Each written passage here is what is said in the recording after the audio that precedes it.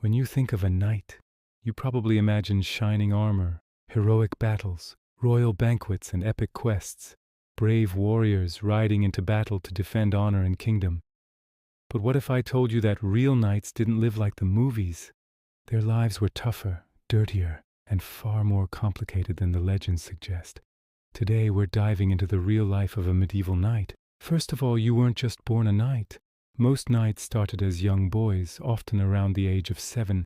If they were born into a noble family, they would be sent away to serve in another lord's castle as a page.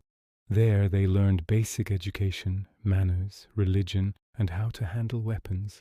Around age 14, they became a squire. This was serious training. A squire assisted a full knight, cleaning his armor, caring for his horse, and following him into battle. Yes, teenagers went to war. Only after years of training, usually around age 21, could a young man become a knight in a special ceremony called a dubbing. But not everyone made it. Training was brutal and warfare was deadly. Forget the shiny fantasy castles. Medieval castles were cold, damp, and uncomfortable. Even nobles didn't live in luxury the way we imagine. There was little privacy, limited heating, and poor sanitation. Knights often spent their days managing land. That's right, many knights were basically landlords. They collected taxes, settled disputes, trained with weapons, and maintained equipment. And about that armor, a full suit could weigh around 20-25 kilograms, or about 45-55 pounds. It was expensive, sometimes costing as much as a small house.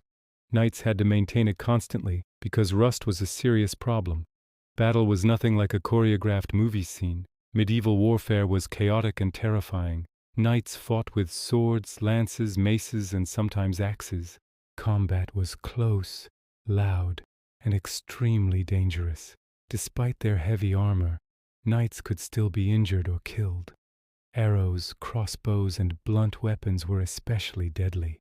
A strong blow could break bones even through armor. And here's something surprising. Being captured was often better than being killed. Why? Because knights were valuable. If captured, they could be ransomed back for money. Warfare was as much about economics as it was about honor. We often hear about chivalry, the noble code of honor, courage, and respect toward women. But in reality, chivalry was more of an ideal than a rule everyone followed. Some knights truly tried to live by it. Others were violent, greedy, or brutal. Medieval society was harsh.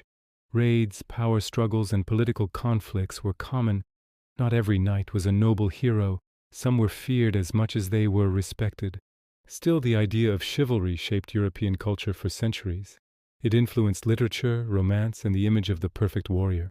Knights didn't only fight wars, they also competed in tournaments.